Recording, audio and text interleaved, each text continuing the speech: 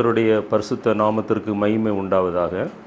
இந்த நாளிலும் நம்முடைய தியானத்திற்கு ஆதாரமாக ஏசாயா தீர்க்கதரிசியின் புத்தகம் 40ஆம் அத்தியாயத்திலே 3வது வசனத்திலிருந்து 5வது வசனம் வரை நாம் வாசிக்க கேட்போம். கர்த்தருக்கு வழியை ஆயத்தப்படுத்துங்கள், அவாந்தர வெளியிலே நம்முடைய தேவனுக்கு பாதையை செவ்வைப்படுத்துங்கள் என்றும், பள்ளமெல்லாம் உயர்த்தப்பட்டு சகல மலையும் குன்றும் தாழ்த்தப்பட்டு கோணலானது செவ்வையாகி கரடு முரடானவை சமமாக்கப்படும் என்றும், கர்த்தரின் மகிமை வெளியரங்கமாகும், மாம்சமான யாவும் அதை ஏகமாய் காணும், கர்த்தரின் வாக்கு அதை உரைத்தது என்றும் வனாந்திரத்திலே கூப்பிடுகிற சத்தம் உண்டாயிற்று. ஒரு நிமிடம் நம்முடைய கண்களை மூடி ஆண்டவர் நம்மோடு கூட பேசும்படியாய் ஜெபிக்கிறோம்.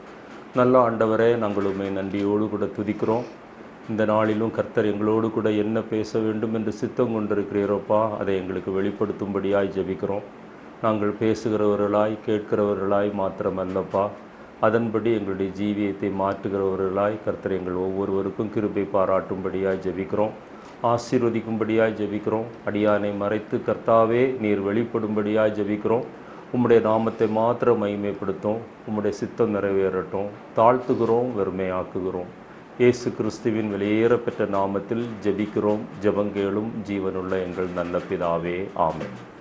இந்த வசனங்கள் ஏசாயா தீர்க்கதரிசியின் மூலமாக கிறிஸ்து பிறப்பதற்கு முன்பாக 740 அல்லது 680 ஆண்டுகளுக்கு முன்பாக சொல்லப்பட்டதென்று வேத பண்டிதர்கள் கணக்கிடுகிறார்கள். அதாவது கிட்டத்தட்ட 2700 ஆண்டுகளுக்கு முன்பாக ஏசாயா சொன்னதான ஒரு தீர்க்க தரிசனம். அந்த நாட்களிலே சாலை வசதி இல்லை, வாகன வசதி இல்லை, தொலைபேசிகள் கூட இல்லாத ஒரு காலம். ஆனாலும் ஆண்டவர் ஏசாயா மூலமாக கர்த்தருக்கு வழியை ஆயத்தப்படுத்துங்கள், அவாந்திர வெளியிலே தம்முடைய தேவனுக்கு பாதையை செவ்வைப்படுங்கள், பள்ளமெல்லாம் உயர்த்தப்பட்டு சகல மலையும் குன்றுகளும் தாழ்த்தப்பட்டு கோணலானவைகள் செவ்வையாகி கரடு முரடானவைகள் சமமாக்கப்படும் என்றும், கர்த்தரின் மகிமை வெளியரங்கமாகும், மாம்சமான யாவும் அதை ஏகமாய் காணும், கர்த்தரின் வாக்கு அதை உரைத்ததென்று வனாந்தரத்திலே கூப்பிடுகிற சத்தம் உண்டாயிற்றென்று நாம் வாசிக்கிறோம். இந்த காலகட்டம் என்னவென்றால், இஸ்ரவேல் ஜனங்கள் பாபிலோன் தேசத்திலே அடிமைகளாக தவித்து கொண்டிருந்த காலத்தில்தான் ஏசாயா தீர்க்கதரிசி இந்த தீர்க்க தரிசன வார்த்தைகளை கூறுகிறார். இந்த வார்த்தைகள் அன்றைக்கு அவர்கள் அந்த பாபிலோன் தேசத்தில் அவர்கள் ஒடுக்கப்பட்டு அடிமைகளாய் வாழ்ந்திருந்த அந்த சூழ்நிலையையும் அது சுட்டி காட்டுவதாய் காணப்படுகிறது. இன்றைக்கும் நம்முடைய வாழ்க்கையிலே, இப்பொழுது நம்ம ஒரு ஜெபக்குறிப்பிலே, நாம் 3வது ஜெபக்குறிப்பிலே கேட்டது போல, அநேகருடைய வாழ்க்கையிலே வேதனை, உபத்திரவம், பாடுகள் அல்லது அதை சந்திக்க முடியாத சூழ்நிலைகள், நம்முடைய மனித சக்திக்கு அப்பாற்பட்ட நிலைமையிலே இன்றைக்கும் அநேகர் பாடுகளுக்குள்ளாய், உபத்திரவங்களுக்குள்ளாய் கடந்து போகிறதை நம்முடைய நெருங்கின உறவினர்களுக்கு மத்தியில், நண்பர்களுக்கு மத்தியில், நாம் சந்திக்கிற மாணவர்களுக்கு மத்தியில், சுற்றுப்புறத்தில் வசிக்கிற ஜனங்களுக்கு மத்தியில் நாம் காண்கிறோம். ஆனால் சிலருடைய வாழ்க்கையிலே எல்லாம் சந்தோஷமாகவும் சாதகமாகவும் இருக்கிறது. அவர்கள் அந்த அடுத்த சாராரை பற்றி அவர்கள் சிந்திப்பதில்லை, அதை குறித்து அவர்கள் எண்ணுவதும் இல்லை. இந்த சூழ்நிலையில் தான் ஏசாயா அவருக்கு இந்த தரிசனம் கிடைத்து 5வது வசனத்தில் அவர் சொல்கிறார், கர்த்தரின் மகிமை வெளியரங்கமாகும், மாம்சமான அதை யாவும் அதை ஏகமாய் காணும், கர்த்தரின் வாக்கு அதை உரைத்ததென்று வனாந்தரத்திலேயே கூப்பிடுகிற சத்தம் என்று அந்த சத்தத்தை குறித்து கூப்பிடுகிறார். 700 வருடங்களுக்கு பிறகு, 700 அல்லது 680 740 வருடங்களுக்கு பிறகு யோவான் ஸ்நானகன் இதே தீர்க்க தரிசனத்தை அவர் கூறுகிறதை நாம் புதிய ஏற்பாட்டிலே பார்க்க முடியும். அப்பொழுது ஓரளவு சாலை வசதிகள் இருந்திருக்கலாம், அல்லது ஒரு நடந்து போகிற அல்லது கழுதை குதிரை மூலமாக பிரயாணம் பண்ணுகிற சாலைகள் இருந்திருக்கலாம். அந்த வசனத்தை வாசிங்க. யோவான் எழுதின சுவிசேஷம் 1ஆம் அத்தியாயம் 23வது வசனத்தை வாசிப்போம். அதற்கு அவன், கர்த்தருக்கு வழியை செவ்வை பண்ணுங்கள் என்று ஏசாயா தீர்க்கதரிசி சொன்னபடியே நான் வனாந்திரத்திலே கூப்பிடுகிறவனுடைய சத்தமாய் இருக்கிறேன் என்றான். பாருங்க, அந்த ஏசாயா தீர்க்கதரிசி சுட்டி காட்டின சொன்ன அந்த தீர்க்க தரிசனத்தை சுட்டி காட்டி இப்பொழுது யோவான் ஸ்நானகன் ஆண்டவராய இயேசு கிறிஸ்துவுக்கு அவர் வருகிறதற்கு வழியை ஆயத்தப்படுத்துகிறேன் என்று சொல்கிறார். லூக்கா எழுதின சுவிசேஷம் 3ஆம் அத்தியாயம் 3-5 வசனங்கள் வாசிக்கும் போதும் நாம் இந்த கருத்தை காண முடியும். அப்பொழுது கர்த்தருக்கு வழியை ஆயத்தப்படுத்துங்கள், அவருக்கு பாதைகளை செவ்வை பண்ணுங்கள் என்றும், பள்ளங்கள் எல்லாம் நிரப்பப்படும், சகல மலைகளும் குன்றுகளும் தாழ்த்தப்படும், கோணலானவைகள் செவ்வையாகும், கரடானவைகள் சமமாகும் என்றும், மாம்சமான யாவரும் தேவனுடைய இரட்சிப்பை காண்பார்கள் என்றும், வனாந்திரத்திலே கூப்பிடுகிறவனுடைய சத்தம் உண்டாகும் என்று ஏசாயா தீர்க்கதரிசியின் ஆகமத்தில் எழுதியிருக்கிற பிரகாரம். இதுல பாத்தீங்கன்னா இந்த 5வது வசனத்துல நீங்க வரும்போது அங்க கர்த்தரின் மகிமையை காண்பார்கள் என்று ஏசாயா தீர்க்க தரிசனத்துல நீங்க பார்க்க முடியும்.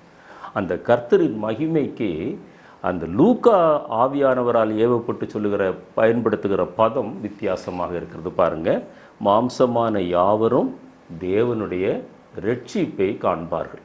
எனவே ஒரு உண்மையான தேவ மகிமை ஒரு மனிதனுடைய வாழ்க்கையில் வந்து இறங்க வேண்டும் என்றால், அல்லது நாம் ஜெபிக்கிற மற்றவர்களுடைய வாழ்க்கையில் அது காணப்பட வேண்டும் என்றால், மாம்சமான யாவரும் தேவனுடைய இரட்சிப்பை காண்பார்கள் என்று. எனவே அந்த ரட்சிக்கப்பட வேண்டும் நம்முடைய உறவினர்கள், நம்முடைய நண்பர்கள், அல்லது நம்முடைய பெற்றோர்கள், அல்லது நம்முடைய கூட பிறந்த சகோதர சகோதரிகள், நம்மிடத்தில் படிக்கிற மாணவ மாணவிகள், சுற்றிலும் வசிக்கிற ஜனங்கள், இப்படி நம்மிடத்தில் தொடர்பு வைத்திருக்கிறவங்க, இவங்க எல்லாரும் ரட்சிக்கப்பட வேண்டும் என்கிற ஒரு தாகம்தான் நாம் கர்த்தருடைய மகிமையை அறிந்து கொண்டதற்கு ஒரு அடையாளம். இப்பொழுது இந்த தேவனுக்கு பாதைகளை செவ்வைப்படுத்துங்கள் என்று இதில் ஒரு முக்கியமான பகுதியை வாசிக்கிறோம். ஏசாயா தீர்க்கதரிசியில் வாசிக்கும் போது இதில் இந்த பாதையை பற்றி நான் சில வசனங்களை உங்களுக்கு சுட்டி காட்ட விரும்புகிறேன். சில பாதைகள் பொல்லாத மனிதர்களுடைய பாதைகளாய் இன்றைக்கு உலகத்தில் காணப்படுகிறது. உதாரணமாக யோபு 6:18 நீங்கள் வாசிக்கும்போது அவர்களுடைய பார்வைகள் எல்லாம் பிரிந்து பரவி விருதாவாகி ஒன்றுமில்லாமல் போகிற பாதை என்று யோபுவினுடைய புத்தகத்திலே வாசிக்கிறோம். அப்போது ஒரு மனிதன் தன்னுடைய வாழ்க்கையில் அந்த ரட்சிப்பை பெறாத ஒரு மனிதனுடைய வாழ்க்கையில் அவனுக்கு எவ்வளவு ஆஸ்திகள், பட்டங்கள், பதவிகள், அந்தஸ்துகள், மேன்மைகள் இருந்தாலும் அவன் செல்லுகிற பாதை ஆவியானவர் சொல்கிறார் அது பிரிகிறது, பரவுகிறது. ஆனால் முடிவு என்னவாகிறது? விருதாவாகி ஒன்றுமில்லாமல் போகிறது. அதே யோபுனுடைய புத்தகத்தில் 24ஆம் அத்தியாயம் 13வது வசனத்தில் வரும்போது பாதைகளில் தரிக்க மாட்டார்களாம். மனிதனுடைய பாதையில், அந்த ரட்சிக்கப்படாத மனிதனுடைய பாதையில் அவங்களால தரித்து நிற்கவும் முடியாது. ஏனென்றால் தொடர்ந்து நீங்கள் வாசிக்கும்போது, நான் நேரம் இல்லாதபடியினாலே வேகமாக போகிறேன், அவர்கள் இருளடைந்த ஒரு நிலைமையிலே அந்த பாதை காணப்படுகிறார். எனவே நம்மை சுற்றிலும் இருக்கிற மனிதர்கள் வேதனைப்படும் போது நாம் இந்த காரியங்களை நம்முடைய மனதிலே கொள்ள வேண்டும். அவர்கள் செல்லுகிற பாதை தவறான பாதை, இருளடைந்த பாதை. ஏசாயா 59:8 சமாதானமற்ற கோணலான பாதையிலே அவர்கள் செல்லுகிறார்கள் என்று ஆவியானவர் எழுதி வைத்திருக்கிறார். நீதிமொழிகள் 2:18 வரும்போது அவங்களுடைய பாதை எங்கே போய் முடிகிறதா? மரித்தோரிடத்தில் போய் சாய்கின்றதா. அவங்களுடைய பாதை மரித்தோரிடத்தில் போய் சாய்கின்றது என்று சொல்லுகிறார். நீதிமொழிகள் 1ஆம் அத்தியாயம் 15-16 வாசிக்கும்போது சில நேரங்களில் இது தங்களுக்கு தாங்களே அழிவை ஏற்படுத்துகிற பாதைகள். இன்னொரு கூட்டம், அந்த ரட்சிக்கப்படாத கூட்டம் என்ன செய்கிறது? தீங்கு செய்ய அல்லது இரத்தம் சிந்துவதற்கு ஏதுவான பாதைகளிலே அவர்கள் சென்று கொண்டிருக்கிறார்களாம். ஏசாயா 59:7 வாசிக்கும்போது பால் கடிக்கிற பாதைகள், ஆங்கில வேதாகமத்திலே டெஸ்ட்ரக்டிவ் பாத்ஸ் என்று நாம் வாசிக்கிறோம். ஏசாயா 3:12 வரும்போது அவங்க தாங்களும் கெடுகிறது அல்லாமல் மற்றவர்களையும் கெடுக்கிறார்களாம். மோசம் போக்கி அழிக்கும் ஒரு அனுபவம் உள்ள பாதையிலே அவர்கள் சென்று கொண்டிருக்கிறார்கள். தாங்களும் அந்த பாதையிலே செல்கிறார்கள், மற்றவர்களும் அந்த பாதையிலே செல்வதற்கு அவங்க காரணமாக இருக்கிறார்கள். ஓசியா 2:16 வரும்போது தேவனால் முள்ளுகளாலும் மதில்களாலும் தடுக்கப்படும் பாதை. அப்போது அப்படிப்பட்ட ஒரு நிர்பந்தமான சூழ்நிலைமையில தான் இன்றைக்கு ரட்சிக்கப்படாத மனிதன் சென்று கொண்டிருக்கிறான். எனவே ரட்சிக்கப்பட்ட மனிதனை குறித்த ஒரு தாகம் அல்லது ஒரு ஆத்தும பாரம் நம்முடைய உள்ளத்தில் வர வேண்டும் என்றால் அவனுக்குள்ள இருக்கிற அந்த ஆவி, அவனை வழி தப்ப செய்கிற அந்த ஆவி, அவனிடத்திலிருந்து எப்படியாவது அவன் விடுதலை ஆக வேண்டும் என்கிற அந்த தாகமும் அந்த ஒரு ஆத்தும பாரமும் இந்த நாளில் நம்மிடத்துல வருகிற ஒரு அனுபவம் தான் கர்த்தருக்கு வழியை ஆயத்தப்படுத்துகிற அனுபவம். அடுத்ததாக நம்முடைய விசுவாசிகளுடைய பாதை எப்படி இருக்க வேண்டும் என்று சில வசனங்களை நான் சுட்டி காட்ட விரும்புகிறேன். யோபு 13:27 வாசியமா? யோபு 13:27 வாசி. 13ஆம் அத்தியாயம் 27. யோபு. என் கால்களை தொழுவடித்து போட்டு என் வழிகளை எல்லாம் காவல் பண்ணுகிறீர், என் காலடிகளில் அடையாளத்தை போடுகிறீர். பாத்தீங்களா, ரட்சிக்கப்பட்ட ஒரு மனிதனுடைய பாதை எப்படி இருக்கிறான்? அது தேவனால ஒரு ஆளுகைக்கு உள்ளான ஒரு பாதை. இப்ப நமக்கு ஒரு தவறை செய்ய வேண்டும் என்றாலும் அதை செய்ய முடியாதபடி தேவன் நம்மை கட்டி வைத்திருக்கிற ஒரு அனுபவம். அந்த அன்பின் அந்த பாச கயிறுகளால் கட்டி வைத்து அதை செய்ய துணியும் போது அவருடைய பாசம் அல்லது அவருடைய இரக்கம் நம்முடைய உள்ளத்துல வந்து நம்மை தடுத்து நிறுத்துகிறது, நம்மை காவல் பண்ணுகிற பாதை. அவர் நம்ம வழிதப்பி போகாதபடி அவருடைய கண்கள் நம்மை காவல் காக்கிறதாம். நம்ம மேல ஒரு அடையாளம் போட்டிருக்கிறாராம், இது என்னுடைய பிள்ளை. இன்றைக்கு அந்தி கிறிஸ்து வந்தா அவர் 666 அடையாளம் போடுவான் என்று நாம் வேதத்திலே வாசிக்கிறோம். அதே போல நம்முடைய தேவனும் ஆண்டவராய் இயேசு கிறிஸ்து நம்ம மேல ஒரு அடையாளத்தை போட்டிருக்கிறார். உலகம் போற போக்கில் நீங்களும் நானும் போக முடியாது. அப்படிப்பட்ட ஒரு பாதையில தான் ஆண்டவர் நம்மை அழைத்து சென்று கொண்டிருக்கிறார். நாமும் அந்த பாதையில தொடர்ந்து முன்னேற வேண்டும். யோபு 19:8 வாசிக்கும் போது நம்முடைய பாதை என்ன செய்கிறாராம்? அவர் வேலி அடைக்கிறாராம். தேவனால் வேலி அடைக்கப்பட்டு அந்த அந்த இருளாய் கடந்து போக முடியாத இருந்த ஒரு சூழ்நிலையை மாற்றி, சில நேரங்களில் நம்ம அந்த பாதை வழியாய் சென்று விடக்கூடாது என்று சில நேரங்களில் அவரே இருளை கட்டளையிடுவாராம். அப்படிப்பட்ட ஒரு கிருபை உள்ள தேவன், இரக்கம் உள்ள தேவன், நமக்கு வழிதப்பி எங்கே செல்வதென்று திகைக்கிற ஒரு நேரம், ஆண்டவரே ஏன் என்று நம்ம கேட்கிற நேரம் நமக்கு அந்த நேரத்தில் விளங்குகிறது இல்லை. ஆனால் ஆண்டவர் சில நேரங்களில் அது மாதிரி சூழ்நிலைகளையும் நம்முடைய வாழ்க்கையில் அனுமதித்து, அந்த இருள் போன்ற சூழ்நிலைகளை அனுமதித்து வேலி அடைத்து நம்ம கால் தவறா சிதறி போகாமல் அல்லது விலகி போகாமல் அவர் நியமித்த பாதையிலே ஆண்டவர் நம்மை நடத்துகிறாராம். யோபு 30:13 சில நேரத்தில் ஆவி நம்ம ஆண்டவருக்காக சாட்சியாய் நிற்கும் போது அந்த வசனத்தை வாசிக்க கேட்போம். வாசிமா. என் பாதையை கெடுத்து என் ஆபத்தை வர்த்திக்க பண்ணுகிறார்கள்.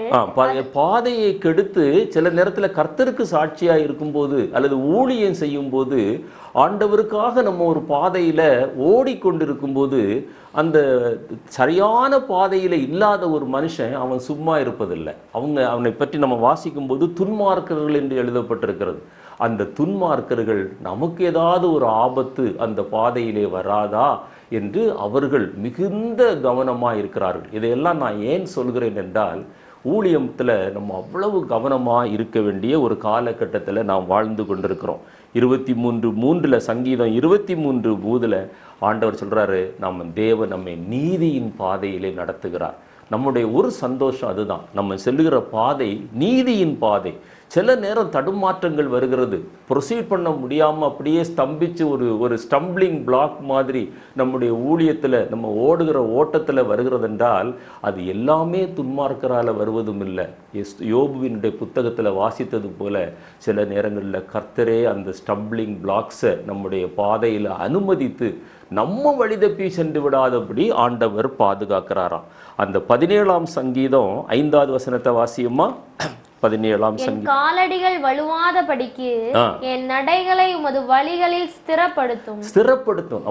நம்முடைய நோக்கம் எல்லாம், நம்முடைய ஜெபம் எல்லாம், ஆண்டவரே என்னுடைய காலடிகள் வலுவாதபடிக்கு நீர் நியமித்த ஓட்டத்தில் நான் பொறுமையோடு கூட ஓடுவதற்கு என்னுடைய நடைகளை ஸ்திரப்படுத்தும்.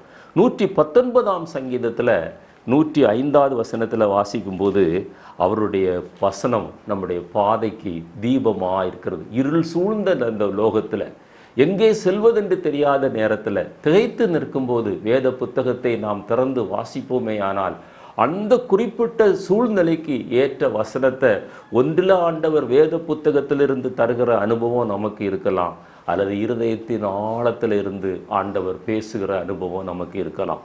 அதை நம்ம இன்னும் அதிகமாக ப்ராக்டிஸ் பண்ணோம்னா நிச்சயமாகவே நம்முடைய காலடி வலுவாமல் நம்மை ஸ்திரப்படுத்துகிற அனுபவம். 119 105 வாசியமா எல்லாருக்கும் தெரிந்த வசனம்.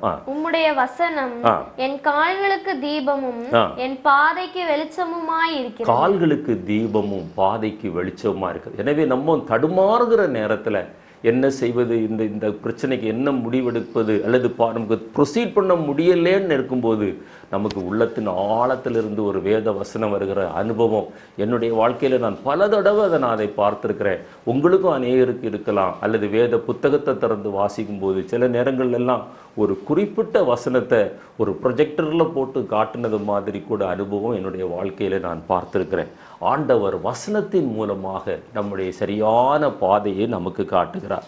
139ஆம் சங்கீதத்தில் 3வது வசனத்தை நாம் கேட்போமே, ஆனால் நம்முடைய பாதை, நம்ம செல்லுகிற பாதை, நம்ம ஆயத்தப்படுத்துகிற பாதை அது கர்த்தருக்கு தெரியும். வாசியமா அந்த வசனத்தை. நடந்தாலும் படுத்திருந்தாலும் என்னை சூழ்ந்திருக்கிறீர், என் வழிகள் எல்லாம் உமக்கு தெரியும். வழிகள் எல்லாம் உமக்கு தெரியும். எனவே நம்ம இந்த உணர்வோடு கூட நம்ம முன்னேறி செல்ல வேண்டும்.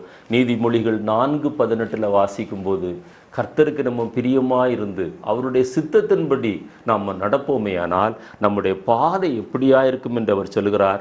நடுப்பகல் வரைக்கும் அதிகமாய் பிரகாசிக்கிற சூரிய பிரகாசம் போன்ற வெளிச்சம் நிறைந்த பாதையாயிருக்கும் என்று ஆண்டவர் சொல்லுகிறார். ஏசாயா 26:7 வரும்போது அந்த பாதை எப்படி இருக்குமா, அது செம்மையான நீதிபரரால் மென்மேலும் செம்மைப்படுத்துகிற பாதை. அதுதான் அதில் ரொம்ப முக்கியம்.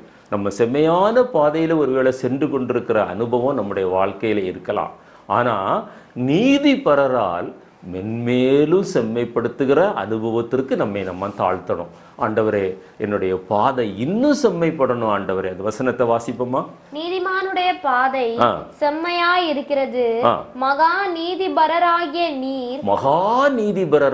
நீர். என்ன, நம்ம நீதிமான் என்று அவரால் ஒரு அந்தஸ்தை பெற்றிருக்கிறோம். ஆனா நம்மை நீதிமான ஆக்கினவருடைய பெயர் என்ன பாருங்க, மகா நீதிபரர். மகா நீதிபரர் சொல்றாங்க, கொஞ்சம் பாசியமா. மகா நீதிபரராகிய நீர் நீதிமானுடைய பாதையை செம்மைப்படுத்துகிறீர். நீதிமானுடைய பாதையை செம்மைப்படுத்துகிறீர். எனவே நம்முடைய ஜெபத்துல ஒரு பகுதி எப்படி இருக்க வேண்டும், ஆண்டவரே, என்னுடைய ஆவிக்குரிய ஓட்டத்துல நான் போகிற இந்த பாதை உம்முடைய பார்வைக்கு அது பிரியமா இருக்கிறதா? அதைத்தான் நீதிமொழிகள் 4:26 நமக்கு சொல்லுகிறது. ஆண்டவர் என்ன சொல்றாருன்னா, சீர்தூக்கி பார்க்கணுமா.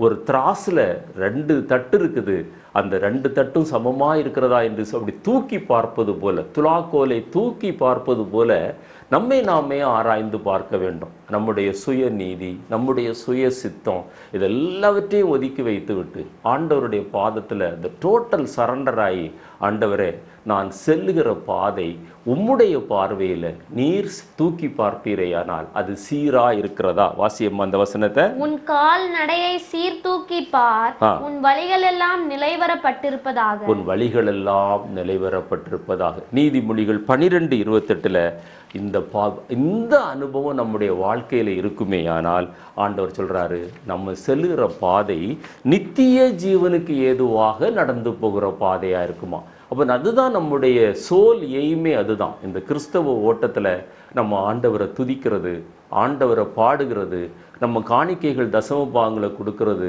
பிரயாசப்படுகிறது. இது எல்லாமே என்னென்னா நம்மளும் ஆயத்தப்படணும், ஒரு சிலரை ஆயத்தமும் படுத்தணும், கடைசியில் நித்திய ஜீவனுக்குள்ளாய் நாம் கடந்து போக வேண்டும். ஆனால் சில நேரங்களில் நமக்கு வழி தெரியாத ஒரு சூழ்நிலை, திகைத்து நிற்கிற சூழ்நிலையில் அதற்கும் ஆண்டவர் என்ன சொல்றாருன்னா, ஏசாயா 42:16 வாசிக்கிட்டு பார்த்தீங்கன்னா, குருடர்களை அறியாத பாதையில் நடத்துவது போல. குருடர்கள், அவங்க ஏற்கனவே கண் தெரியாது, அந்த பாதையும் அவனுக்கு தெரியாது, ஆனால் அந்த பாதையிலும் குருடனை ஒருத்தர் நடத்த முடியுமானால் அந்த அனுபவம் நம்முடைய வாழ்க்கையில் இருக்குமே ஆனால் சில நேரங்கள் நம்முடைய கண்கள் கெட்டப்பட்டிருக்கலாம், ஆவிக்குரிய அந்த மனப்பிரகாசமான கண்கள் மறைக்கப்பட்டிருக்கலாம், பாதை இருளா இருக்கலாம், புதிய பாதையா இருக்கலாம்.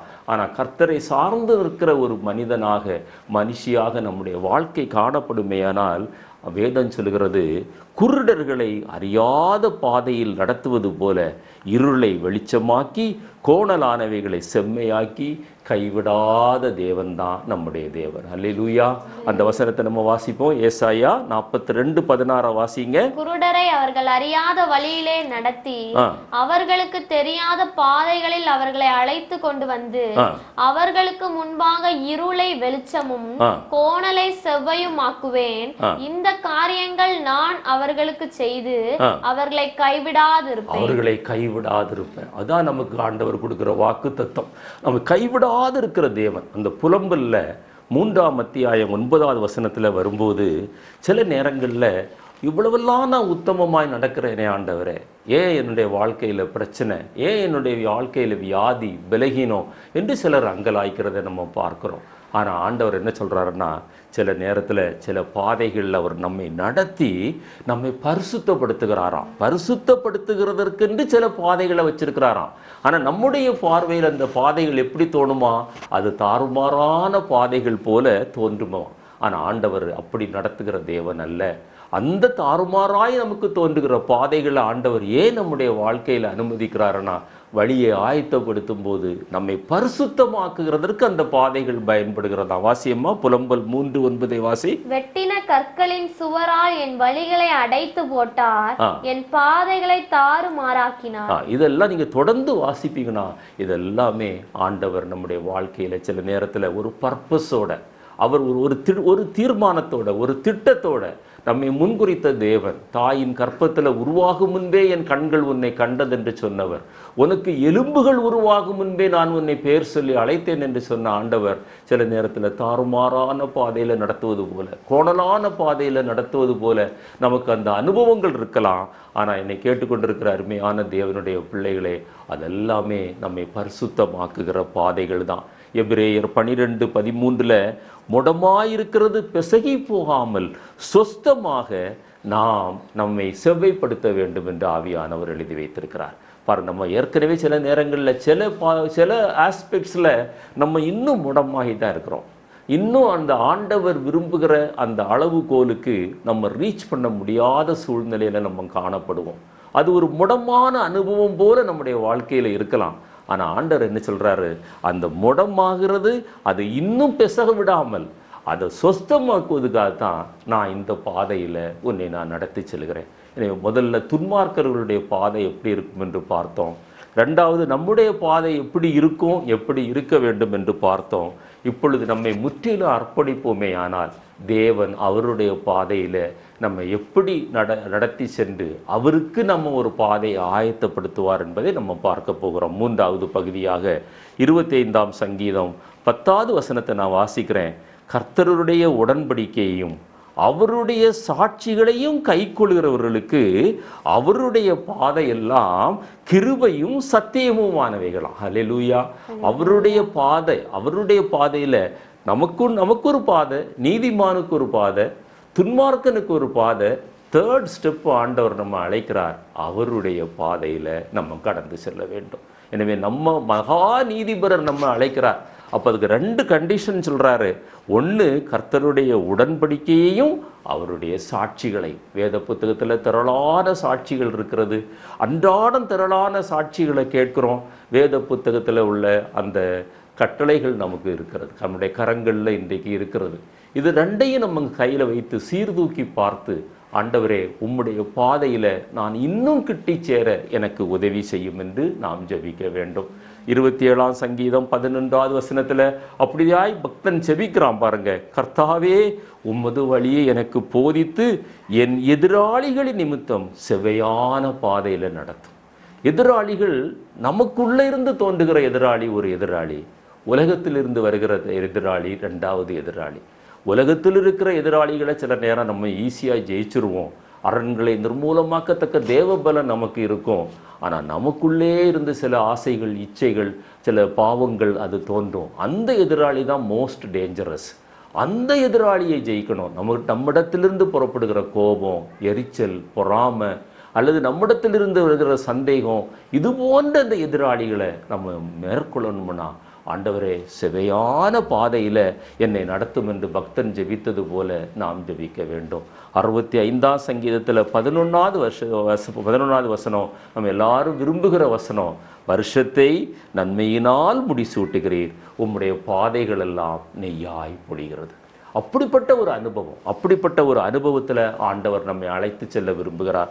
நீதிமொழிகள் 2:8 அவர் நியாயத்தின் நெறிகளை தற்காத்து தம்முடைய பரிசுத்தவான்களின் பாதையை காப்பாற்றுகிறார். வேதத்தில் எத்தனையோ வாக்குத்தத்தங்கள் இருக்கிறது. ஆனால் அநேக வாக்குத்தத்தங்கள் ஒரு நிபந்தனையோடு கூட தான் ஆண்டவர் சொல்றார். இங்க வசனத்தை பாருங்க, தம்முடைய பரிசுத்தவான்களின் பாதையை காப்பாற்றணும்னா கூட நம்மை நாமே பரிசுத்தவான்கள் என்று சொல்லுவோம், நீதிமான்கள் என்று சொல்லுகிறோம். ஆனா நம்முடைய பாதையும் காப்பாற்றணும்னா நமக்கு ஒரு கண்டிஷனை ஆண்டவர் சொல்றாரு, அவருடைய நியாயத்தின் அந்த நெறிகளை தற்காத்து, அந்த பிரசன்டென்ஸ்ல சொல்றாரு. நம்ம எப்பவுமே அதை நம்ம பாதுகாக்க வேண்டும். நீதிமொழிகள் 2:13 வரும்போது அப்படி பாதுகாக்கப்படுகிற வார்த்தை அப்ரைட் என்று ஆங்கில வேதாகமத்திலும் தமிழ் வேதாகமத்தில் அந்தகாரமற்ற பாதையாயிருக்கும். அங்கே சத்துருவை நுழைய விட முடியாது. ஆனால் அதற்கு முன்னால அந்த ஸ்டெப்ஸ் எல்லாம் ஆண்டவர் சொல்றார். நீதிமொழிகள் 2:19 அந்த பாதை ஜீவ பாதை, லிவிங் வே பாத் என்று சொல்லுகிறார்.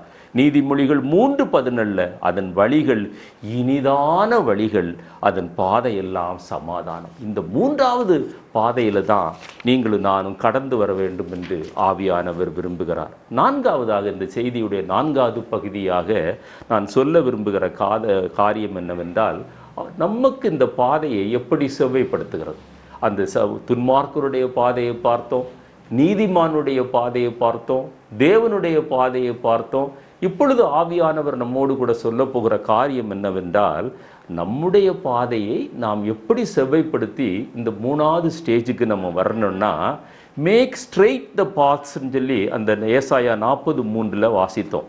நமது வழிகளை ஆராய்ந்து பார்த்து செவ்வைப்படுத்துகிற ஒரு அனுபவம் நம்முடைய வாழ்க்கையில் ஒவ்வொரு நாளும் காணப்பட வேண்டும். நம்முடைய வாழ்க்கையில் அது ஒவ்வொரு நாளும் காணப்பட வேண்டும். நீதிமொழிகள் 4:11 அது செவ்வையான பாதை என்று வாசிக்கிறோம். 2:20 நல்லவர்களின் வழி அது நீதிமான்களின் வழி என்று வாசிக்கிறோம். அநேக வசனங்கள் இருக்கிறது, நான் வேகமாக சொல்லுகிறேன். சங்கீதம் 16:11 அது ஜீவ மார்க்கம், அது பரிபூர்ண பாதை, அது ஆனந்தம், நித்திய பேரின்பம் என்று அங்கே எழுதப்பட்டிருக்கிறது. அந்த வசனத்தை வாசியமா? சங்கீதம் எனக்கு தெரியப்படுத்துவி, உம்முடைய சமூகத்தில் பரிபூர்ண ஆனந்தமும் உம்முடைய வலது பாரிசத்தில் நித்திய பேரின்பமும் உண்டு. இதைத்தான் அப்போஸ்தலர் நடபடிகள் 2:28 பின்னால வாசிக்கிறோம். இந்த ஜீவ பாதையை எனக்கு தெரியப்படுத்துவீர், உம்முடைய சமூகத்தில் பரிபூர்ண ஆனந்தமும் நித்திய பேரின்பமும் உண்டென்று வாசிக்கிறோம். சங்கீதம் 25 நம்ம வாசிக்கும் போது அந்த பாதை விசுவாசிகளுக்கு கிருபையும் சத்தியத்தையும் கொடுக்கிற பாதை என்றும், அது தேவனால் போதிக்கப்படுகிற பாதை என்று வாசிக்கிறோம். அங்கேயும் ஒரு கண்டிஷன் சொல்லப்பட்டிருக்கிறது. இந்த பாதையெல்லாம் நம்முடைய வாழ்க்கையில அனுபவமாக மாற வேண்டும் என்றால், மற்றவர்களை இந்த பாதையில நம்ம நடத்த வேண்டும் என்றால், தெய்வ பயம் நம்முடைய வாழ்க்கையில எப்பொழுதுமே காணப்பட வேண்டும். நம்ம ஒரு காரியத்தை செய்கிறோம், ஒரு வார்த்தையை பேசுகிறோம், இயேசு என்னுடைய உள்ளத்துல இருப்பாரே ஆனால், அது இருப்பது உண்மையானால் இந்த வார்த்தை என்னுடைய வாயிலிருந்து புறப்படுமா, அல்லது இந்த காரியத்தை என்னால் செய்ய முடியுமா என்கிற ஒரு செல்ஃப் கொஸ்டின் நம்ம ஒவ்வொரு நாளும் நம்மை ஆராய்ந்து பார்க்க வேண்டும். ஏசாயா தீர்க்கதரிசியின் புத்தகம் 2ஆம் அத்தியாயம் 3வது வசனத்தை வாசியம்மா. ஏசாயா 2:3 வாசி. திரளான ஜனங்கள் புறப்பட்டு வந்து நாம் கர்த்தரின் பர்வதத்துக்கும் யாக்கோபின் தேவனுடைய ஆலயத்துக்கும் போவோம் வாருங்கள், அவர் தமது வழிகளை நமக்கு போதிப்பார், நாம் அவர் பாதைகளில் நடப்போம் என்பார்கள். ஏனெனில் சீயோனில் இருந்து வேதமும் எருசலேமில் இருந்து கர்த்தரின் வசனமும் வெளிப்படும். சங்கீதம் 119ஆம் சங்கீதத்துல 35வது வசனமும் இதே கருத்தை தான் சொல்லுகிறது. அந்த கர்த்தருடைய வேதத்தை நம்ம வாசிக்கிறோம்னா, ஆராதிக்க போகிறோம்னா, ஆராதனையில் பங்கு பெறுகிறோம்னா, அல்லது ஊழியம் செய்கிறோம்னா, இது எல்லாம் அந்த கல்மினேட் ஆகி கடைசியில் நான் கர்த்தருடைய பாதையில் நான் நடக்கிறேனா, அப்படி நடக்கிற ஒரு மனிதன் தான் அவருக்கென்று பாதையை ஆயத்தப்படுத்த முடியும். அடுத்த ஸ்டெப் என்ன சொல்றாரு தீர்க்க தரிசனத்தில்? பள்ளங்களெல்லாம் நிரப்பப்படும், பள்ளங்களெல்லாம் நிரப்பப்படும், உயர்த்தப்படும் என்று சொல்றார். எவ்ரி வேலி ஷால் பி ஃபில்டு, அல்லது அது ரைஸ்ட் என்று அந்த ஏசாயா 40:4 வாசிக்கிறோம், லூக்கா 3:4-5 வாசிக்கிறோம். இந்த சில நம்முடைய வாழ்க்கையில அல்லது நம்ம சந்திக்கிற ஆத்துமாக்களுடைய வாழ்க்கையில இந்த 2 காரியத்தையும் நம்ம மனதில் வைக்க வேண்டும். அவர்களுடைய கவலைகள் இருக்குது, ஏமாற்றங்கள் இருக்குது, தோல்விகள் இருக்கிறது, மன உளைச்சல்கள் இருக்கிறது. அதெல்லாம் ஒரு மனிதனுடைய வாழ்க்கையில பள்ளங்கள் என்று ஆவியானவர் சொல்கிறார். அப்போ அந்த பள்ளத்தை உயர்த்துவதற்கு நீங்களும் நானும் என்ன செய்ய முடியும்? கவலையோடு இருக்கிற ஒரு மனிதனுக்கு, ஏமாற்றத்தோடு இருக்கிற எதுவுமே கவலையோடு இருக்கிற ஒரு மனிதனுக்கு, ஏமாற்றத்தோடு தோல்வியோடு இருக்கிற ஒரு மனிதனுக்கு நீங்களும் நானும் என்ன செய்ய முடியும்? அந்த பள்ளத்தை உயர்த்துவதற்கு நீங்களும் நானும் என்ன செய்ய முடியும் என்று நம்மை நாமே ஆராய்ந்து பார்க்கிற ஒரு அனுபவம்.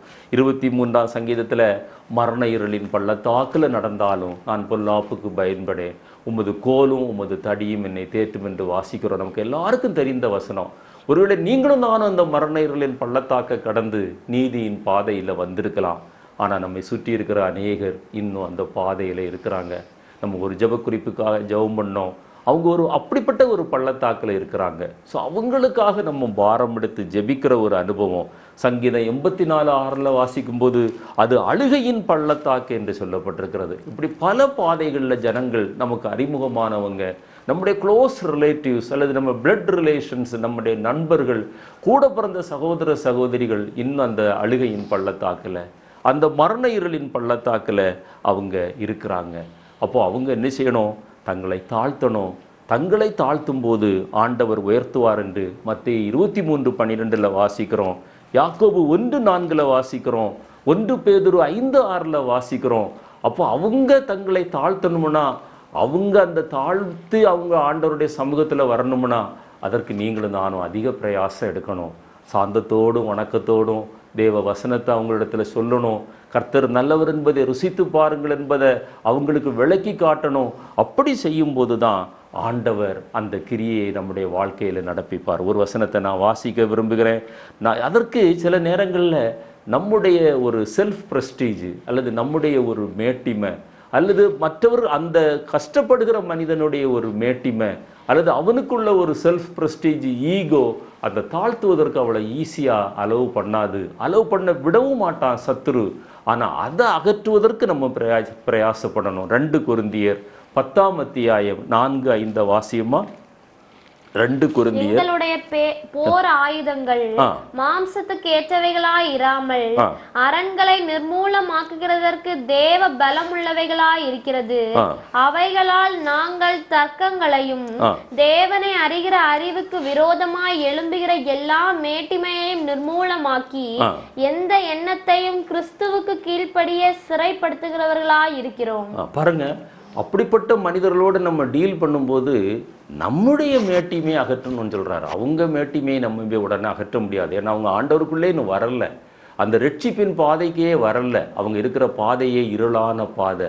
அப்போ அவங்க லெவலுக்கு நம்ம தாழ்ந்து போய் அவங்களுக்கு ஆண்டவரை பற்றி அறிமுகப்படுத்தி அவருக்கென்று வழியை நம்ம ஆயத்தப்படுத்தணும்னா நம்முடைய எண்ணங்களை சிறையாக்கி நம்முடைய மேட்டிமையெல்லாம் அகற்றி நம்மை தாழ்த்தி ஆண்டவருடைய சமூகத்தில் போக வேண்டும். அதே மாதிரி 1 கொரிந்தியர் 4:6-14 வரை நீங்கள் வாசித்து பார்த்தீங்கன்னா அங்கே இன்னொரு காரியத்தை சொல்கிறாரு. சில நேரத்தில் நம்மிடத்தில் இருக்கிற இருமாப்பு சில நேரங்கள் அப்படி செய்ய விடாது. அப்படிப்பட்ட மனிதர்களை நம்ம ஏற்றுக்கொள்ள விடாது. நம்ம அவங்கள நியாயம் தீர்ப்போம் அல்லது அவங்க இந்த செய்ததுனால இதை அனுபவிக்கிறாங்கன்னு சொல்லுவோம். அப்படி அல்ல. அறியாமையின் இருளில் அவங்க அந்த இருளான பாதையில் போய் கொண்டிருக்கிறாங்க. ஒன்றும் முடியலைன்னா நம்முடைய முழங்கால்களை முடக்கி ஆண்டவருடைய சமூகத்தில் அவர்களுக்காக நீங்களும் நானும் பரிந்து பேச வேண்டும். இன்னும் ஒரு 10 நிமிஷம் பொறுமையாக இருங்க. அடுத்த பகுதி அந்த ஏசாயா தீர்க்கதரிசனத்தில் நீங்கள் வாசிப்பீங்கன்னா, சகல மலையும் குன்றும் தாழ்த்தப்படும், every mountain and hill make low என்று ஆங்கிலத்தில் வாசிக்கிறோம். இந்த எது மவுண்டன் எது ஹில், இது நம்மிடத்தில் இருக்கிற பெருமை, நம்மிடத்தில் இருக்கிற மேட்டிமை, நம்மிடத்தில் இருக்கிற வீம்பு, நம்மிடத்தில் இருக்கிற கர்வம், நம்மிடத்தில் இருக்கிற சுயநீதி, அதிகாரம், இதெல்லாம் தான் மற்றவர்கள் சில நேரங்களில் ஆண்டவரிடத்தில் வர முடியாமல் அது நம்ம தடுக்கிறது, அல்லது நம்ம சொல்லும்போது கூட அந்த வசனம் கிரியை செய்ய முடியாமல் போகிறத நம்ம பார்க்குறோம். இந்த குணமெல்லாம் நீங்கள் லூக்கா 3ஆம் அத்தியாயம் 5வது வசனம், சங்கீதம் 73வது சங்கீதம் 6வது வசனம், ஏசாயா 14ஆம் அத்தியாயம் 13லிருந்து 15 வசனங்கள் எல்லாம் வாசித்து பார்த்தீங்கன்னா இதெல்லாம் அந்த பிசாசினுடைய குணங்கள். ஆனால் நம்ம ரட்சிக்கப்பட்டிருப்போம், ஞானஸ்நானம் பெற்றிருப்போம், பரிசுத்தாவியின் அபிஷேகத்தை பெற்றிருப்போம். ஆனால் நமக்குள்ள ஒரு குண்டு இருக்கும், நமக்குள்ள ஒரு மேடு இருக்கும், நமக்குள்ள ஒரு மலை இருக்கும், அது தாழ்த்தப்பட வேண்டும். ஏசாயா 14ல் லூசிஃபரை பற்றி சொல்லும்போது அந்த குணங்கள் லூசிஃபருக்குள்ள மறைந்திருந்தது என்று நாம் பார்க்கிறோம். எனவே நம்முடைய வாழ்க்கையை நம்ம ஆராய்ந்து பார்த்து, நேபுகாத்து நேச்சாரிடத்துல அந்த குணம் இருந்தது, பெல்ஷாத்சார்ட்ட அந்த குணம் இருந்தது. தேவன் யார் என்று தெரியும், தேவன் எப்படி அவர்களை காப்பாற்றினார் என்று தெரியும். ஆனாலும் நேபுகாத்து நேச்சார் என்ன சொன்னான்? நான் கட்டின மகா பாபிலோன் அல்லவா என்று சொன்னான். அந்த பெல்ஷாத்சார்ட்ட அவனுடைய மனைவி சொல்றா, உன்னுடைய அப்பாவிட்டத்தில் இந்த குறைகள் இருந்தது, அதை அவன் தானியேல் எடுத்து சொன்னான். ஆனாலும் அவர் கேட்கல சொல்லும்போது பெல்ஷாத்சாருங்க அதெல்லாம் கேட்டான், எல்லா விவரத்தையும் அறிந்தான், தானியேலுக்கு நிறைய வெகுமானங்களை கொடுத்தான். ஆனா அவன் தன்னை தாழ்த்தல்ல. அதனால அங்கே ஒரு பெரிய அழிவு ஏற்பட்டது என்று நாம் வேதத்தில் வாசிக்கிறோம். இது நம்மை அறியாமலே நமக்குள்ள இருக்கிற ஒரு மேட்டிமை, நம்மை குறித்து ஒரு மேன்மையான எண்ணம், நம்மை குறித்து ஒரு உயர்ந்த எண்ணம். நான் தப்பு செய்யலை, நான் சரியாக செய்கிறேன், நான் ஆண்டவருக்குள்ளே இருக்கிறேன். இதுதான் அந்த பரிசேயனுடைய ஜெபத்தில் நம்ம வாசிக்கிறோம். லூக்கா 18ஆம் அத்தியாயம் 11-12 வசனத்தில் நம்ம வாசிக்கிறோம். அவனுடைய ஜெபத்தில் அதுதான் இருந்தது. நான் அதை செய்தேன், இதை செய்தேங்கிறான். இது சில நேரத்தில் நம்முடைய கர்வம் அது ஒரு மேடாக அல்லது ஒரு குன்றாக காணப்படுகிறது என்று எசேக்கியேல் 16ஆம் அத்தியாயம் 49வது வசனம் சொல்கிறது. இந்த கர்வம், இந்த அகந்தை எல்லாம் மேடுகளாக குன்றுகளாக நம்முடைய வாழ்க்கையில் இருந்து நம்மை மோசம் போக்கும் என்று எரேமியா 49:16 சொல்லுகிறது. அது நீதிமொழிகள் 16:18 வரும்போது அழிவுக்கு முன்னானது அகந்தை, அது விழுதலுக்கு முன்னானது மனம் மேட்டிமை என்று வாசிக்கிறோம். இதெல்லாம் சில நேரங்களில் நம்மை அறியாமலே ஒட்டி கொள்ளும். அது எஸ்பெஷலி இந்த ஸ்பிரிச்சுவல் ப்ரைடு இருக்கு பார்த்தீங்களா, அது நம்மை ஒட்டி கொள்வது நமக்கே தெரியாது. நம்மை அறியாமலே ஒட்டி கொள்ளும், நம்ம அறியாமலே நம்மை மேன்மையாக நினைப்போம், நம்மை மேன்மைப்படுத்தி பேசுவோம். இதெல்லாம் மேடுகளாக குன்றுகளாக மலைகளாக நம்முடைய வாழ்க்கையில் அது காணப்படும். ஓசியா 7:9 தான் ஆவியானவர் சொல்லுவார், இஸ்ரவேலருடைய அகந்தை கர்த்தரிடத்தில் திரும்பாமல், அது தேடாமல் தன்னை தன் பார்வைக்கு ஞானியாக மாற்றி கொண்டதாம். இது நம்முடைய வாழ்க்கையில் இருக்கிறதா? நம்மை அறியாமல் சில நேரத்தில் இருக்கலாம். நான் ஏன் இந்த காரியங்களை சொல்கிறேன்? நம்முடைய சுற்றுப்புறத்தில் நம்ம இருக்கிறவங்க, நம்முடைய நண்பர்கள், உறவினர்கள், நம்முடைய சொந்தக்காரர்கள், அல்லது நாம் நேசிக்கிற ஜனங்கள். இப்போது என்னுடைய குடும்பத்தில் எத்தனையோ பேர் இன்னும் ஆண்டவருக்குள்ளே வரல. நான் அடிக்கடி அதுதான் நினைப்பேன், ஆண்டவரே என்னுடைய வாழ்க்கை ஒரு நல்ல சாட்சியாக இருந்தால் ஒருவேளை அவங்க வந்திருப்பார்களோ, ஏன் அவங்க வர முடியலை? ஒருவேளை எனக்குள்ளே இருக்கிற அந்த மேட்டுமையா அல்லது பெருமையா? அதாவது இந்த குணங்கள் தான் கடைசி கால அடையாளத்திலையும் 2 தீமோத்தேயு 3:2 நம்ம வாசிக்கிறோம். நம்மை அறியாமலே நம்மை ஒட்டி கொள்ளும். ஆபகுக்கு 2ஆம் அத்தியாயம் 4-5 வாசிக்கும் போது அது ஆளுகை செய்திரும். சில நேரத்தில் நமக்கு தெரியாது, நம்ம எது ஆளுகை செய்கிறது என்று நமக்கு தெரியாது. நம்மை அறியாமலே நம்ம அடிமை ஆகிக்கொண்டே இருப்போம். மீகா 6:8 ஆண்டவர் சொல்றாரு, அந்த குன்றுகளெல்லாம் தாழ்த்தப்பட வேண்டும் என்றார், அந்த மலைகளெல்லாம் உயர்த்தப்பட தரைமட்டமாக்கப்பட வேண்டும் என்றால், அதெல்லாம் தாண்டி ஆண்டவருக்குள்ள அந்த ஜனங்கள் வரணும்னா மனத்தாழ்மையை நம்ம எதிர்பார்க்கணும். மீகா 6:8 நான் உங்களிடத்தில் வேற என்ன எதிர்பார்க்கிறேன்? ஆண்டவர் நம்மை உயர்த்த ஆண்டவர் நம்மை ஆயத்தப்படுத்த மற்றவர்களை நம்ம ரட்சிப்புக்குள்ள வழிநடத்த நம்மை நாமே தாழ்த்துகிற அனுபவம். அன்றைக்கு அந்த தச்சநல்லூர் கூட்டத்தில் போய் பிரசங்கிக்க முடியல. ஒரு 2-3 வார்த்தைகள் தான் சொல்ல முடிந்தது. கூட்டம் நின்று போனது. இரவெல்லாம் நான் தூங்கல. என்னை நானே சோதித்து கேட்டுக்கிட்ட, ஆண்டவரே என்னுடைய பாவமா, என்னுடைய மீறுதலா, என்னுடைய அக்கிரமா, ஏன் ஆண்டவரே அது நடத்த முடியாமல் போச்சுன்ட்டு அப்படி ஒரு சோதித்து பார்க்கிற அனுபவம் நம்முடைய வாழ்க்கையில் இருக்குமே. ஆனால் நம்மை அறியாமலே நமக்குள்ளே இருக்கிற அந்த மலைகள், குன்றுகள், மேடுகள் எல்லாமே அது மறைந்து போகும். ஆண்டவர் அற்புதம் செய்கிற தேவன். ஒரு சாட்சி ஞாபகத்துக்கு வருகிறதுனால நான் சொல்கிறேன். அந்த ஒரு அமெரிக்கன் மிஷினரி, அவங்க இந்த தாய்லாந்து பக்கத்தில், சைனா தாய்லாந்து பார்டரில் அவங்க ஊழியம் செய்து கொண்டிருக்கிறாங்க. அந்த இடத்துலேருந்து ஏர்போர்ட்டுக்கு போகணும்னா ரொம்ப தூரம் சுற்றி தான் அந்த ஏர்போர்ட்டு, கிட்டத்தட்ட 40 கிலோமீட்டர் தள்ளி தான் அந்த ஏர்போர்ட்டுக்கு போகணும். ஒவ்வொரு நாளும் ஒவ்வொரு தடவையும் அந்த அம்மா போகும்போது ஆண்டவருடைய சமூகத்தில் ஜெபிக்க ஆரம்பித்தாங்க. அவங்க நடத்தின அனாதை ஆசிரமங்களில் உள்ள பிள்ளைகளுக்கு சொல்லி கொடுத்து ஜெபிக்க ஆரம்பித்தாங்க. ஆண்டவரே, எங்களுக்கு எதிராக இருக்கிற இந்த மலை ஒரு நாளில் நீக்கப்பட்டு நாங்கள் அந்த போக்குவரத்தை எங்களுக்கு லெகுவாக்கி தாரோம். பாருங்க, இதெல்லாம் நடக்குமா என்று நம்ம யோசிப்போம். ஆனால் நடந்தது. எப்படி நடந்ததுன்னா, அந்த தேசத்தில் குடியிருப்பதற்கு இடம் போதாத காரணத்தினால, அது ஒரு பேரன் மவுண்டன் தான். அந்த மலையினால எந்த தாவரங்களும் அங்கே வளரல. அரசாங்கம் கடைசியில் எப்படி முடிவு செய்ததான், அந்த மலையை தகர்த்து அதை குடியிருப்பின் இடமாக மாற்றினார்களாம். 40 நிமிடம் சுற்றி சுற்றி வெளியில் வர வேண்டிய அந்த பாதையை, அந்த மலையை தகர்த்து 5 நிமிடத்தில் வெளியே வரும்படியாய் கர்த்தர் உதவி செய்தாராம். அப்போது ஆண்டவர் சொல்கிறார்ல, நீ விசுவாசம் உள்ளவனாய் இந்த மலையை பார்த்து நீ சமுத்திரத்திலே தள்ளுண்டு போய் என்று சொன்னால் அந்த மலை சமுத்திரத்திலே தள்ளுண்டு போகும் என்று சொன்னது போல, நம்மை அறியாமல் நமக்குள்ளே இருக்கிற மேடுகள், நமக்குள்ளே இருக்கிற குன்றுகள், நமக்குள்ளே இருக்கிற மலைகள் ஆண்டவரே அதை அகற்றும் என்று சொல்லும்போது கர்த்தருடைய பாதையை நம்ம சேவைப்படுத்துகிறவர்களாய் காணப்படுவோம். 4வதாக முடித்து விடுறேன். கரடு முரடானவைகள் சமமாக்கப்படும். இந்த கரடு முரடானவைகள் சமமாக்கப்படும்னா rough places become smooth places என்று ஆங்கிலத்திலே நம்ம வாசிக்கிறோம். இது என்னென்னா, கோபம் அல்லது கசப்பு அல்லது பழிவாங்குகிற குணம் அல்லது ஒரு எரிச்சல் நம்மை அறியாமலே இருக்கும். இதெல்லாம் நமக்கு ஆண்டவருக்கு நாம் வழியை ஆயத்தப்படுத்துவதற்கு நம்மை தடை செய்கிற காரியங்கள். ஒரு ஷார்ட் டெம்பராக இருப்போம். இப்போ நான்லாம் ஆரம்பத்தில் ரொம்ப ஷார்ட் டெம்பராக இருப்பேன். முன்கோபக்காரனாலும் சரியான முன்கோபக்காரனாக இருப்பேன். என்னுடைய திருமண நாளிலேயே எனக்கு என்னுடைய PhD கைடு அதை சொன்னார். இவன் சரியான முன்கோபி என்னார் அந்த பேசும்போது. அவ்வளவு முன்கோபம் இருந்தது. ஆனால் இப்போ உடைச்சு யார் என்ன சொன்னாலும் தாங்கி கொண்டு போகிற அளவிற்கு ஆண்டவர் என்னை மாற்றி இருக்கிறார். அப்படிப்பட்ட ஒரு மாற்றத்தை தான் ஆண்டவர் தொடர்ந்து நம்முடைய வாழ்க்கையில் விரும்புகிறார். மத்தேயு எழுதின சுவிசேஷம் 5ஆம் அத்தியாயம் 43-48 நம்ம வாசிக்கும்போது அந்த வசனத்தை வாசியுமா? மத்தேயு 5ஆம் அத்தியாயம் 43-48. உனக்கு அடுத்தவனை சிநேகித்து உன் சத்ருவை பகைப்பாயாக என்று சொல்லப்பட்டதை கேள்விப்பட்டிருக்கிறீர்கள். நான் உங்களுக்கு சொல்லுகிறேன், உங்கள் சத்துருக்களை சிநேகியுங்கள், உங்களை சபிக்கிறவர்களை ஆசீர்வதியுங்கள், உங்களை பகைக்கிறவர்களுக்கு நன்மை செய்யுங்கள், உங்களை நிந்திக்கிறவர்களுக்காகவும் உங்களை துன்பப்படுத்துகிறவர்களுக்காகவும் ஜெபம் பண்ணுங்கள். இப்படி செய்வதினால் நீங்கள் பரலோகத்தில் இருக்கிற உங்கள் பிதாவுக்கு புத்திரராய் இருப்பீர்கள். அவர் தீயோர் மேலும் நல்லோர் மேலும் தமது சூரியனை உதிக்க பண்ணி நீதி உள்ளவர்கள் மேலும் அநீதி உள்ளவர்கள் மேலும் மழையை பெய்ய பண்ணுகிறார். உங்களை சிநேகிக்கிறவர்களையே நீங்கள் சிநேகிப்பீர்களானால் உங்களுக்கு பலன் என்ன?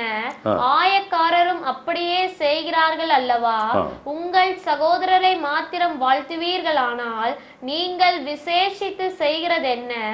ஆயக்காரரும் அப்படி செய்கிறார்கள் அல்லவா? ஆகையால் பரலோகத்தில் இருக்கிற உங்கள் பிதா பூரண சற்குணராய் இருக்கிறது போல நீங்களும் பூரண சற்குணராய் இருக்க கடவீர்கள். அந்த பூரண சற்குணம் தான், அந்த பாயிண்ட நம்ம ரீச் பண்றது தான் ஆண்டவருடைய பார்வையில் நம்முடைய கரடு முரடானவைகள் சமமாக்கப்படுகிற அனுபவம். நமக்கு சில நேரங்களில் சிலரை மன்னிச்சிருப்போம், ஆனால் மறக்க முடியாமல் இருக்கும். என்னுடைய வாழ்க்கையிலும் அது அப்படி இருக்கிறது. அநேகரை குறித்து நினைக்கும் போது இருதயத்தில் இன்னும் வேதனை வந்துடும். இன்னும் இப்படி செய்துட்டாங்களேன்னு அந்த லெவல் தாண்டி போகிற அனுபவத்தை தான் ஆண்டவர் நம்மிடத்தில் விரும்புகிறார். அவர் பாருங்க, நீதி உள்ளவர்கள் மேலும் அந்த சூரியனை உதிக்க பண்ணுகிறார், அநீதி உள்ளவர்கள் மேலும் உதிக்க பண்ணுகிறார், சன்மார்க்கருக்கு மேலும் அந்த ஆசீர்வாதத்தை கட்டளையிடுகிறார், துன்மார்க்கர் மேலேயும் கட்டளையிடுகிறார். அவர்கிட்ட அந்த பார்ஷியாலிட்டியே இல்லை. அவர் அப்படி பார்த்திருப்பாரே ஆனால் இன்றைக்கு உலகம் இருக்குமா என்று யோசித்து பாருங்க. ஆண்டவர் சொன்னார், பூமிக்கு நீங்கள் உப்பாயிருங்கன்னு சொன்னார். உப்பை எடுத்து நீங்கள் எந்த ஆகாரத்தில் போட்டாலும் அந்த உப்பு அந்த ஆகாரத்தோடு இணைந்து விடும். அது சாம்பாரா, ரசமா, அல்லது பிரியாணியா அல்லது கத்திரிக்காய் கூட்டா, வெண்டைக்காய் கூட்டா, அல்லது மட்டன் பொரியலா, எதையும் அது டிஸ்கிரிமினேட் பண்ணுறதே இல்லை. அதுதான் நம்ம உப்பாக மாறுகிற, சாரமுள்ள உப்பாக மாறுகிற அனுபவம். எனவே மற்றவர்களுக்காக நீங்களும் நானும் வழியை ஆயத்தப்படுத்தணும்னா ஆண்டவர் நம்மிடத்தில் சொல்லுகிற காரியம் என்னென்னா, கரடு முரடானவைகள் சமமாக்கப்படும். அந்த கசப்பு இருதயத்தில் விட்டு நம்ம அகற்றிடணும். அந்த ஒரே ஊற்றிலிருந்து தித்திப்பான தண்ணீரும் கசப்பான தண்ணீரும் வர முடியாது என்று நாம் வேதத்திலே வாசிக்கிறோம். 1 கொரிந்தியர் 13ஆம் அத்தியாயம் 4-8 வரை வாசித்து பார்க்கும் போதும் நீங்கள் வசனத்தை வாசியுமா? நான் இப்போ முடிச்சிடுறேன் ஒரு 5 மினிட்ஸ்ல. அன்பு நீடிய சாந்தமும் தயவும் உள்ளது, அன்புக்கு பொறாமை இல்லை, அன்பு தன்னை புகழாது, இருமாப்பாய் இராது, அயோக்கியமானதை செய்யாது, தற்பொழிவை நாடாது, சினமடையாது, தீங்கு நினையாது, அநியாயத்தில் சந்தோஷப்படாமல் சத்தியத்தில் சந்தோஷப்படும், சகலத்தையும் தாங்கும். அப்புறம் சகலத்தையும் தாங்கும். அதுதான் தேவ அன்பு, சகலத்தையும் தாங்குகிற அனுபவம். நான் அதுல குறை உள்ளவன் தான், ஆனாலும் ஒவ்வொரு நாளும் ஆண்டவரே உம்முடைய சித்தத்தை நிறைவேற்றுவதற்கு அந்த சகலத்தையும் தாங்குகிற ஒரு அனுபவத்தை எனக்கு தாரும். இதெல்லாம் நமக்குள்ள மறைந்திருக்கிற கரடு முரடான அனுபவங்கள், மேடுகள், குன்றுகள், இதெல்லாம் முதல்ல நம்ம தகர்த்து நம்முடைய பாதையை நம்ம சரிப்படுத்தினாதான் மற்றவர்களுடைய பாதையை நம்ம சரிப்படுத்த முடியும். நடந்த ஒரு சம்பவத்தை சொல்லி முடிக்க விரும்புகிறேன். 1930 நம்முடைய தேசம் அடிமை தேசமாகத்தான் இருந்தது. இங்கிலாந்து தேசத்தார் தான் நம்மை ஆண்டு கொண்டிருந்தாங்க. பிரிட்டிஷ் பீப்புளுக்கு நம்ம அடிமைகளாக தான் இருந்தோம். அவங்க தான் நம்மை ஆண்டு கொண்டிருந்தாங்க. அப்போது இவர் நம்ம இங்கிலாந்து தேசத்திற்கு மகாத்மா காந்தி அவர் போனார் என்று நான் சரித்திரம் சொல்லுகிறது. அவர் போன நேரத்தில் அங்கே உள்ள அந்த கிரிக்கெட் டீம் மெம்பர்ஸ் 16 பேருடைய பெயர்களையும் ஒரு அட்டையில் எழுதி அவரிடத்தில் கொடுத்து, இதுதான் இங்கிலாந்துடைய கிரிக்கெட் டீம் என்று அறிமுகப்படுத்தினார்களாம். இது நடந்த ஒரு சம்பவம். பாருங்கள், அவர் ரட்சிக்கப்படலைன்னு நம்ம சொல்கிறோம், ரட்சிக்கப்படாத மனிதன் என்று சொல்கிறோம். அப்போது அவர் நம்ம தேசத்தை அடிமைப்படுத்தி கொண்டிருக்கிற ஒரு தேசத்தினுடைய கிரிக்கெட் அணி, அவர் என்ன பண்ணாராம் மகாத்மா காந்தி, அந்த 16 பேர் எழுதின அந்த அட்டையை வாங்கி 17ஆவது பேராக அவருடைய பெயரை எழுதி நானும் உங்களோடு கூட ஒருவன் என்று சொன்னாராம். அவர் அடிமைப்படுத்தின தேசம் அந்த அடிமைத்தனத்திலிருந்து விடுதலை ஆக்குவதற்காகத்தான் அவர் பேச்சுவார்த்தை நடத்த போயிருக்கிறார். ஆனால் அவருடைய இருதயத்தில் அந்த கசப்பு இல்லை என்று சரித்திரம் சொல்லுகிறது. இந்த அனுபவம் நம்ம ரட்சிக்கப்பட்டோம் என்று சொல்லுகிற நம்மிடத்தில் காணப்படுகிறதா என்று நம்மை நாமே ஆராய்ந்து பார்க்க வேண்டும். கடைசியாக ஒன்றை சொல்லி முடிக்க விரும்புகிறேன். அந்த தீர்க்க தரிசனத்தில் உள்ளது, கர்த்தரின் மகிமை வெளியரங்கமாகும். The glory of the Lord shall be revealed and all flesh shall see it together. எல்லாரும் நம்ம அதை சேர்ந்து பார்க்கிற ஒரு காலம். கர்த்தருடைய மகிமை எப்படி வெளியரங்கமாகும்? 50ஆம் சங்கீதம் 23வது வசனத்தில் வாசிக்கும் போது நம்ம ஸ்தோத்திர பலியிடும் போது, ஸ்தோத்திரம் அது ஒரு கிளென்சிங் ஃப்ளூயிடு மாதிரி தான். இப்போ நம்மளுடைய அடுப்படி அழுக்காக இருக்குது, ஒரு ஃப்ளூயிடை போட்டு துடைக்கிறோம். அது மாதிரி ஸ்தோத்திரம் செய்ய செய்ய அந்த நம்முடைய இருதயத்தில் உள்ள கசப்பு நம்மை அறியாமலே அது அகன்று போய் கொண்டிருக்கும். ஸ்தோத்திரம் செய்கிறவன் என்னை மகிமைப்படுத்துகிறான். அடுத்தாத ஆண்டவருடைய மகிமை எப்படி வெளிப்படுகிறது? நீங்களும் நானும் கனி உள்ள ஜீவியம் செய்யும் போது, யோவான் 15:8 சொல்கிறார், கனி உள்ள ஜீவியம்தான் கர்த்தருடைய நாமத்தை மகிமைப்படுத்தும். 1 பேதுரு 4:11 என்ன சொல்லுகிறது? நீங்கள் தெரிந்து கொண்ட சத்தியங்களை மற்றவர்களுக்கு எடுத்து சொல்லும்போது, மற்றவர்களுக்கு சுவிசேஷம் சொல்லும்போது, நற்கிரியைகளை செய்யும்போது கர்த்தருடைய மகிமையை நீங்களும் நானும் வெளிப்படுத்துகிறோம். 1 பேதுரு 14:16 என்ன சொல்கிறது? கர்த்தருக்காக உபத்திரவங்கள், பாடுகள், நிந்தைகள், அவமானங்கள், செய்யாத குற்றத்தை செய்தேன்னு சொல்லுவாங்க.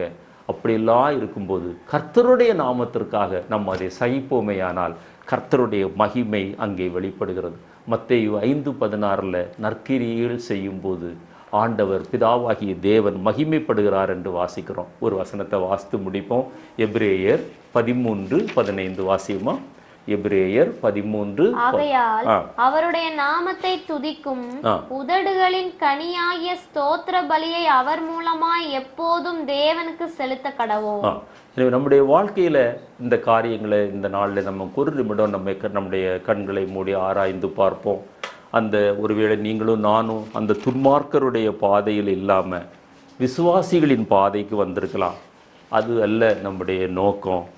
தேவன் நமக்கு நியமித்த ஓட்டத்தில் பொறுமையோடு கூட ஓடி அவர் நமக்கு வைத்திருக்கிற அந்த கிரீடத்தை பெற்றுக்கொள்ள பவுல் சொன்னது போல நல்ல போராட்டத்தை போராடினேன், ஓட்டத்தை முடித்தேன், இது முதல் நீதியின் கிரீடம் எனக்காக வைக்கப்பட்டிருக்கிறது என்று சொன்ன போல அந்த தேவனுடைய பாதைக்குள்ளாக நம்ம முற்றிலும் கடந்து வர வேண்டும். மற்றவர்களை அந்த பாதைக்குள்ளாக நடத்த வேண்டும் என்றால் நம்முடைய பாதைகளை நம்ம முதல்ல செவ்வாய்ப்படுத்தணும். நம்ம பார்த்தோம், நமது வழிகளை ஆராய்ந்து பார்த்து நம்முடைய பாதை சரியாக இருக்கிறதா என்று சீர்தூக்கி பார்த்து செவ்வாய்ப்படுத்தணும். ரெண்டாவதாக நான் சொன்னேன், பள்ளங்களெல்லாம் நிரப்பப்பட வேண்டும். நம்முடைய வாழ்க்கையில் இருக்கிற கவலைகள், ஏமாற்றங்கள், தோல்விகள், மன உளைச்சல்கள், அதே நேரத்தில் மற்றவங்களிடத்தில் இருக்கிற அந்த காரியங்கள், அதற்காக நம்ம பரிந்து பேசுகிறவர்களாய், திறப்பின் வாசலில் நிற்கிறவர்களாய், அந்த பள்ளங்களை நிரப்புகிறவர்களாக நீங்கள் மாற வேண்டும். அடுத்தது, சகல மலையும் குன்றும் தாழ்த்தப்படும். நமக்குள்ளே தான் அந்த சகல மலையும் குன்றும் முதல்ல தாழ்த்தப்பட வேண்டும். நமக்குள்ளே இருக்கிற பெருமை, அகங்காரம், வீம்பு, கர்வம் அல்லது சுயநீதி அல்லது மற்றவங்களை அதிகாரப்படுத்துகிற ஒரு அனுபவம், அகந்தை, இது அறிந்தோ அறியாமலோ நம்மிடத்தில் இருக்கிறதா என்று ஆராய்ந்து பார்த்து வேத வசனங்களின் அடிப்படையில் இருந்தால் அவைகளை நாம் களைந்து கர்த்தருடைய பார்வையில் சகல மலை சகல குன்றுகளும் நம்முடைய வாழ்க்கையில் அகற்றப்பட வேண்டும். கடைசியாக பார்த்தோம், கரடு முரடானவைகள், கோபம், பழிவாங்குகிற எண்ணம், கசப்பு, இதெல்லாம் ஆண்டவருடைய பார்வையில் கரடு முரடாக இருக்கிறது. ஆண்டவருக்கு நீங்களும் நானும் வழியை ஆயத்தப்படுத்துவதற்காக அழைக்கப்பட்டவர்கள். அந்த கரடு முரடான காரியங்களை ஆண்டவரை சமப்படுத்துவதற்கு எனக்கு உதவி செய்யும். இதெல்லாம் செய்யும்போது தான் கடைசி பாயிண்ட் நம்ம சொன்னோம், கர்த்தரின் மகிமை வெளியரங்கமாகும். அதை சகல கண்களும் காணும். நம்மை பார்க்கிறவங்க இயேசுவை காணணும். அந்த அனுபவத்துக்குள்ள அந்த ஃபைனல் ஸ்டேஜ் அதுதான் இந்த உலகத்தில் நம்ம, அதாவது சமீபத்தில் ஒரு சேயிங் நான் வாசித்தேன், பாஸ்டர் ஜான்சன் எனக்கு அனுப்பினாருன்னு நினைக்கிறேன். அதில் எழுதியிருக்குது, ரட்சிக்கப்படாதவர்கள் வாசிக்கிறது ஒரே ஒரு வேத புத்தகம்தான், அதுதான் உன்னுடைய ஜீவியம், அதுதான் உன்னுடைய ஜீவியம் என்று அவர் எழுதியிருந்தார். ரட்சிக்கப்படாதவர்கள் வாசிக்கிற ஒரே வேத புத்தகம் உன்னுடைய ஜீவியம், அதை பார்த்து அவர்கள் ரட்சிக்கப்பட வேண்டும். அந்த அனுபவத்தை கர்த்தர் நம்முடைய வாழ்க்கையில் இன்று தருவாராக. தேவன் தாமே இந்த வார்த்தைகளை ஆசீர்வதிப்பாராக. ஆமென்.